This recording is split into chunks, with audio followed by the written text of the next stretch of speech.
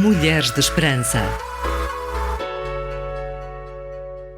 Olá, querida amiga, bem-vinda a mais um Mulheres de Esperança. Nos últimos programas temos falado de um tema que toca o bolso e que tem um impacto enorme na nossa vida: finanças. Olá, Sónia. Olá, querido ouvinte.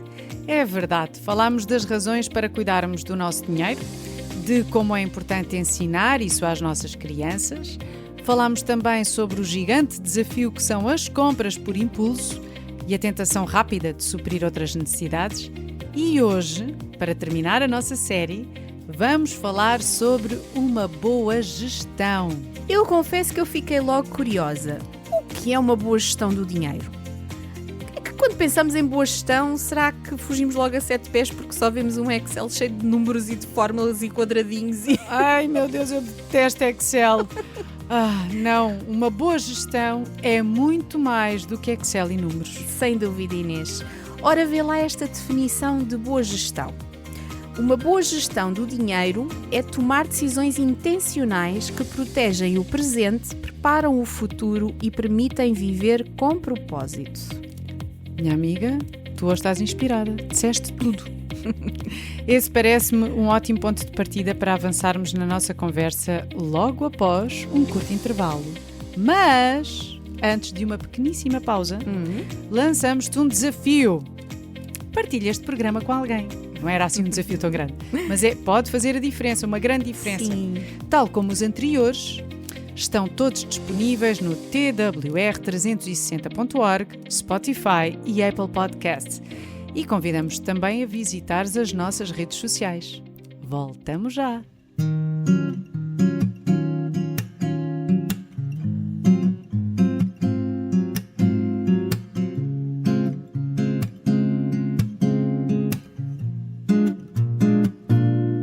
This is a familiar pain, an endless game, 'cause open up this heart is leaving me with so much scars, and though it's tiring, oh, this time I ain't giving in.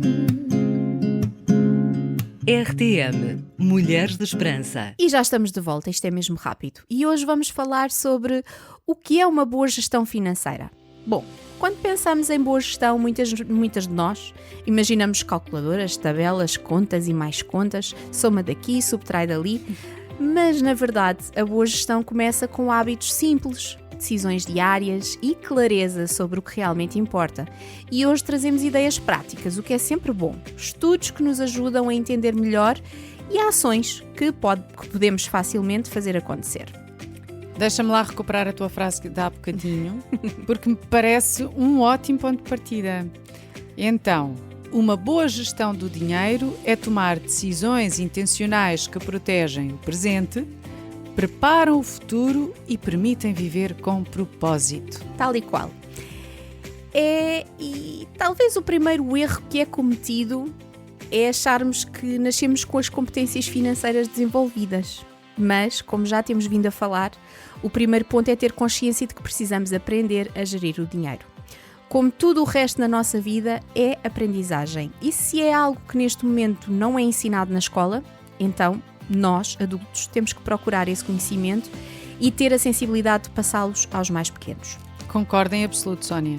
Sabes que alguns estudos mostram que quando as famílias e as escolas ensinam noções básicas, como orçamento, poupança, o risco e recompensa, isso traduz-se em maior bem-estar financeiro mais tarde. No Reino Unido, por exemplo, inquéritos recentes sobre bem-estar financeiro de crianças e jovens mostram que programas de literacia financeira estruturados melhoram a confiança e a gestão do dinheiro entre os 7 e os 17 anos. Já viste? Espetacular, muito bom.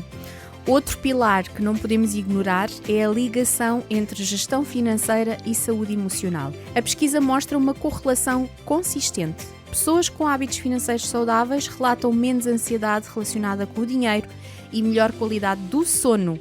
Ou seja, uma boa gestão financeira protege também a nossa saúde emocional. Nós falámos nisto no programa anterior. Sim. Não é? Numa linguagem muito prática, gerir bem é reduzir incertezas. Certo. E reduzir incertezas dá-nos espaço para viver sem tensão crónica.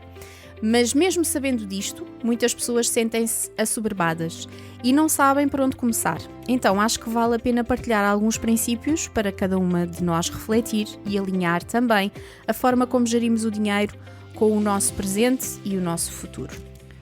Olha, e acho que o primeiro ponto é mesmo esse. Não devemos gerir dinheiro cheias de medo da escassez. Boa. Mas devemos ser sábias em decidir como vamos tomar decisões em relação ao nosso dinheiro para que não hipotequemos de tal maneira a nossa vida que isso nos impeça de viver uma vida com propósito e cheia de sonhos. Certo. Essa é a nossa base. Então vamos às ações práticas. Isto não é uma receita, mas são boas práticas que te vão ajudar a gerir bem o teu dinheiro. Não precisas de as fazer todas de uma vez, escolhe uma e começa. As grandes mudanças são a soma de pequenas ações. Então, primeiro passo, define 3 prioridades mensais. Antes de planear o mês inteiro, escolhe 3 objetivos principais, como por exemplo, pagar uma prestação extra, poupar X euros e avaliar subscrições. Isto traz-te foco e evita a dispersão ou nem sequer pensar no assunto. Número 2. Regista tudo por uma semana. Anota as entradas e saídas durante 7 dias. Muitas vezes não percebemos para onde é que vai o dinheiro. Não sei se te acontece também. Exatamente, é verdade, ele foge. Exato. Então, a prática do diário de despesas revela desperdícios escondidos. Subscrições que já não usamos, cafés diários, pouco a pouco esvaziamos o saco. Bom, o ditado não era bem este, mas acho que se aplica aqui. Sim. Continuamos? Continuamos. Então, cria um orçamento mensal simples. Uma versão prática, 50% para necessidades, 30% para objetivos financeiros, como poupança, liquidar dívidas, 20% para conforto ou lazer e ajusta conforme a tua realidade. Esta fórmula é apenas um guia, ok? Quarto, estabelece um fundo para imprevistos. Ter uma almofada financeira reduz a ansiedade e evita recorrer ao crédito quando surge um problema. Um bom guia é construir um fundo de imprevistos com 3 vezes o valor das tuas despesas fixas. E para aqueles que precisam de uma ajuda extra na redução do consumo, aqui vai o 5º ponto. Existe a poupança automática. Programa uma transferência automática no dia do salário para a conta poupança. Não ver o dinheiro ajuda a poupar. Pequenas quantias ao longo do tempo formam um valor considerável. É verdade. E por falar em automático, porque hoje em dia é quase tudo automático, Sim. reavalia subscrições e custos fixos a cada 3 meses, cancelar serviços que já não usamos e renegociar contratos como internet, seguros, etc. pode libertar montantes significativos. 7º ponto, conhece a diferença entre poupar e investir. Poupança é segurança, investimento é fazê-la crescer. Para investir, informa-te. Começa por produtos simples, com risco controlado e aumenta a tua literacia financeira com leitura e informação. 8 ponto. Caso tenhas créditos, faz um plano para terminá-los. E por fim, o 9º ponto. Educa-te e participa. Lê um artigo por semana, assista a um webinar ou conversa com uma consultora financeira. Isto cria confiança. Não tens de saber tudo já. O essencial é aprender de forma contínua. Bom, cada um destes passos reduz a ansiedade e aumenta a previsibilidade. E uma coisa muito importante, porque parece que tudo o que mexe com dinheiro traz alguma tensão, não é? Sim. A gestão financeira não é castigo, é liberdade, porque te vai permitir viver uma vida com propósito e um futuro cheio de oportunidades. Olha, há uma perspectiva que ajuda a dar sentido a tudo isto. A mordomia.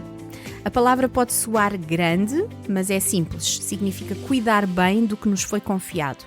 Não é só guardar ou ter bens. É gerir com propósito o tempo, o dinheiro, os talentos e as relações.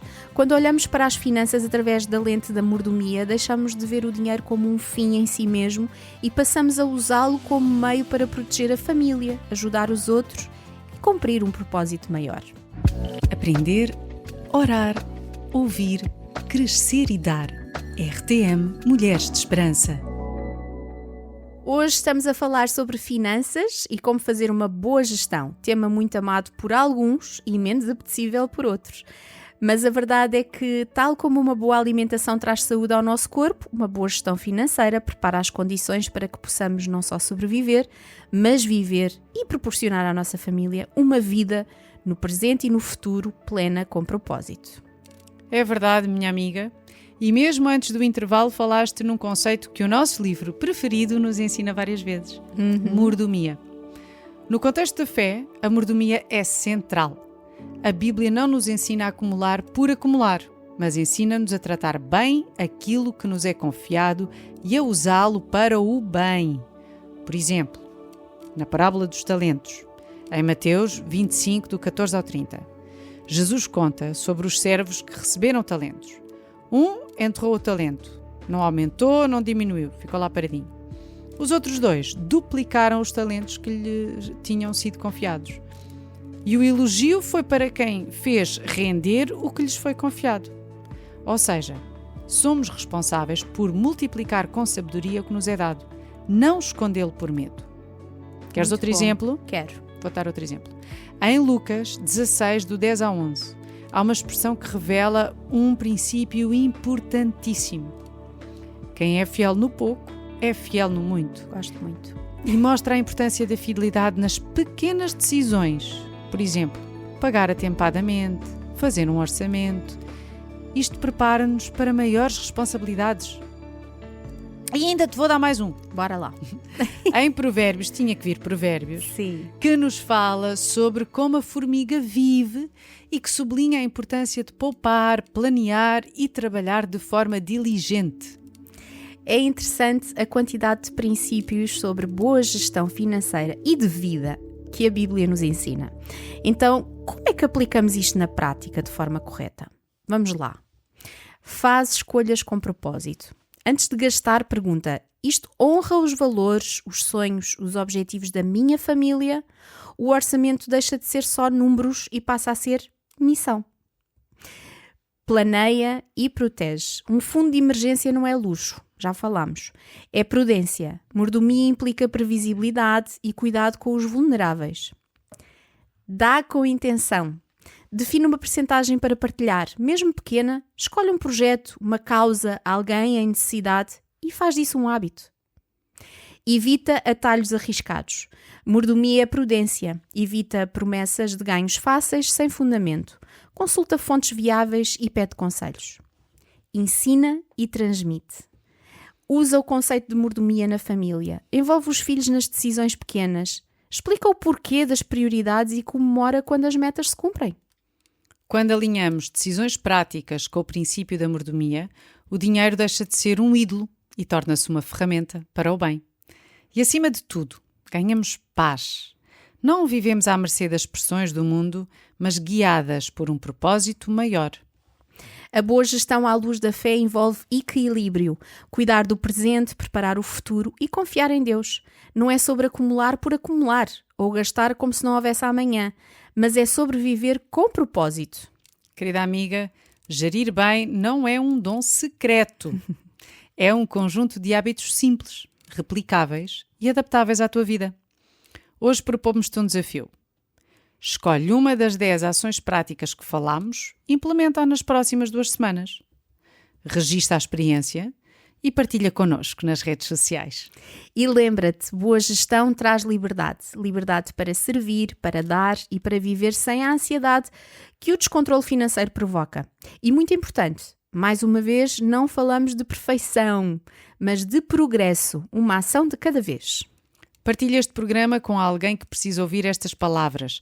Até ao próximo programa. Mas até lá, visita-nos nas redes sociais e lembra-te, encontra esperança hoje. Este programa foi produzido com donativos de pessoas que voluntariamente contribuem para este projeto. Ajuda-nos a levarmos esperança a todas as mulheres.